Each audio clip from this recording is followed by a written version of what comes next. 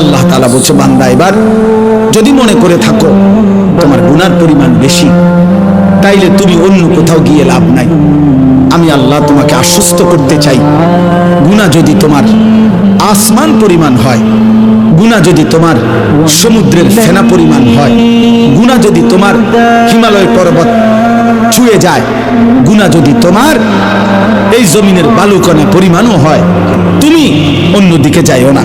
তুমি যদি শুধু বুঝতে পারো, অনুভব করতে পারো, তোমার ভিতরে যদি উপলব্ধি আসে আমার গুনাহ বেশি, আর আমার এই গুনাহ আমার জাহান্নামে নিবে, আর জাহান্নামের আগুন আমি সহ্য করতে পারবো না, খোদার কসম আল্লাহ বলেন এদিক সেদিক না গিয়ে বান্দা তুমি আমার দিকে ফিরে আসো, আমার রহমত থেকে নিরাশ হইও না। আমি ওয়াদা করলাম, আমি আল্লাহ এক সাগর নয়, আমি হাজার সাগর, এক পৃথিবী নয়, আমি আসমান ছোঁয়া গুনাহ একবারে একসাথে মাফ করে দেব। তুমি আমার কাছে আসো।